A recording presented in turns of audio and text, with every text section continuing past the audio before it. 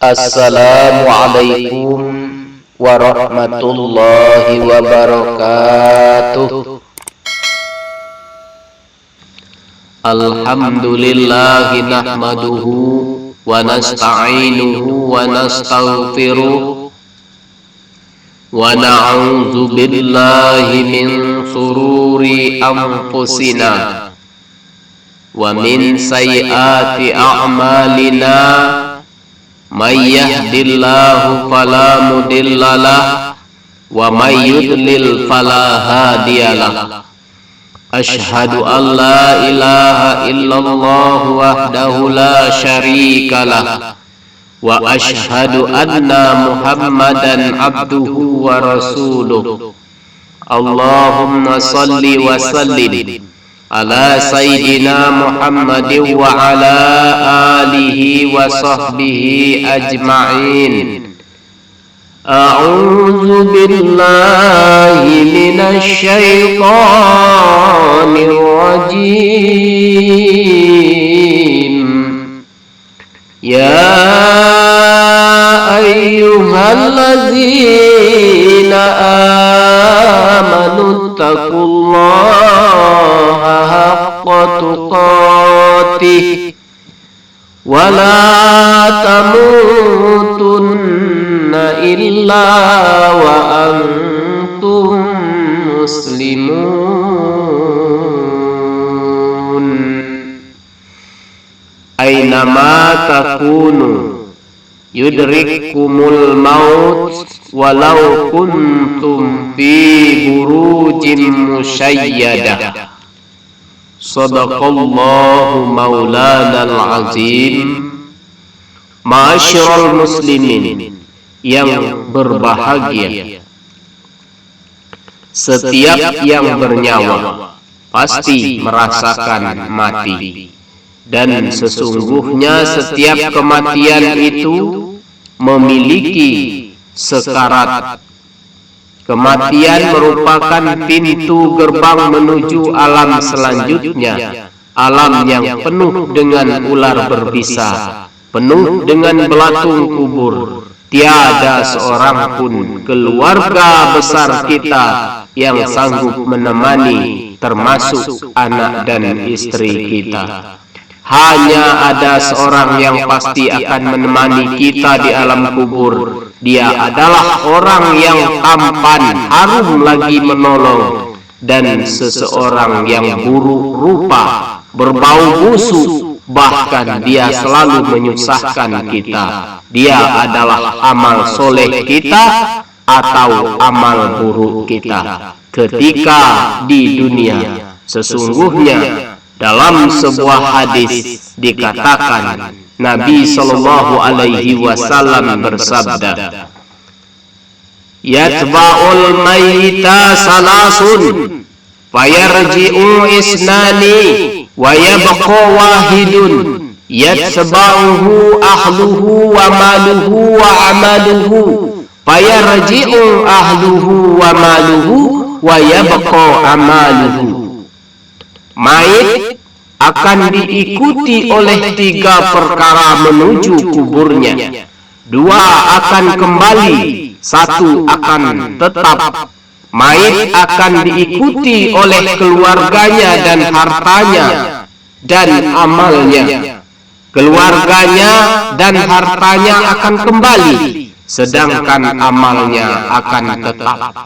Hadis riwayat Bukhari, Muslim, Tirmizi, dan Nasa'i. Dalam penggalan sebuah hadis yang cukup panjang dikatakan, di dalam kubur didatangi laki-laki yang berwajah tampan, pakaiannya indah dan wanginya semerbak. Laki-laki itu mengatakan kepada si mayit, "Bergembiralah dengan kabar yang mengembirakanmu. Inilah hari yang dijanjikan untukmu." Hamba itu bertanya, "Siapakah kamu?" "Wajahmu adalah wajah yang mendatangkan kebaikan." Ia menjawab, "Aku adalah amal solehmu." Hamba itu lalu mengatakan, wahai Tuhanku, segerakanlah kiamat hingga aku bisa kembali bersama keluarga dan hartaku. Namun jika si hamba tersebut dalam kekafirannya, riwayat lain mengatakan, di dalam kuburnya setelah pertanyaan malaikat, maka terdengar suara seruan dari langit, dusta hambaku, hamparkan untuknya dari neraka dan bukakan baginya pintu neraka. Maka terasa olehnya panas hawa neraka dan sempitkan kuburnya sehingga terhimpit dan rusaklah tulang-tulang rusuknya. Kemudian datang kepadanya seorang yang buruk wajahnya dan busuk baunya sambil berkata, sambutlah hari yang sangat jelek bagimu. Inilah saat yang telah diperingatkan oleh Allah kepadamu. Lalu ia bertanya, siapakah kau ini? Jawabnya, aku amal jelek, amalmu yang jelek. Lalu ia berkata, ya Tuhan, jangan percepatkan kiamat. Ya Tuhan, jangan percepatkan kiamat. Masyarul muslimin rahimakumullah, sesungguhnya kita semua yang hadir di sini dan di mana saja berada sudah masuk catatan dalam daftar cabut malaikat maut. Segagah apapun kita, sehebat apapun kita, sekaya apapun kita, setampan apapun kita, kalau Allah sudah berkata pulang, maka tiada jalan untuk mengelak. Hilang semua kekuasaan, hilang semua rasa. Apa yang menjadi kebiasaan kita, yang menjadi hobi kita, yang selalu ada di benak kita, itulah yang akan nampak pada akhir kehidupan kita.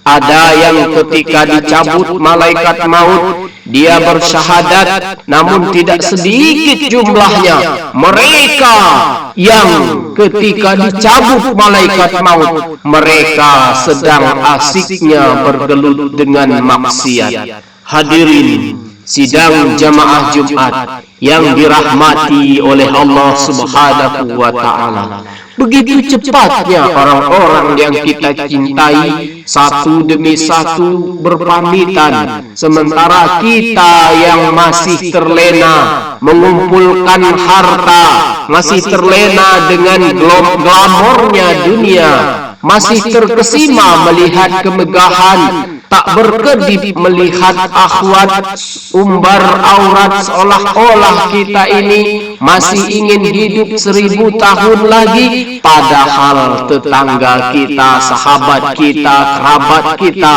hampir tiap hari berpamitan pulang. Bahkan kubur-kubur mereka masih basah, bunga yang ditaburkan belum lagi layu. Pagi tadi sudah ada lagi pengumuman berita duka dari sahabat kita. Kemarin malam beliau masih asik berbincang-bincang, namun hari ini ruhnya sedang dibawa malaikat menuju langit untuk dicatat sebagai seorang hamba yang taat, atau tidak dibukakan pintu langit hingga ruhnya dilemparkan ke dalam kuburnya setelah dicatat sebagai seorang hamba yang durhaka kepada Allah. Siapa sih kita ini sebenarnya? Kena duri, sakit, kena batu, lecet, kena pisau, luka, kena demam, mati ketakutan. Inilah kita manusia yang selalu merasa hebat, selalu merasa kuat, selalu merasa lebih baik. Bahkan terkadang sudah nyata-nyata salah, namun masih merasa diri benar. Sidang jemaah Jumat yang dirahmati oleh Allah Subhanahu wa Ta'ala, malaikat yang kuat hebat, tapi rasa takutnya kepada Allah sangat luar biasa.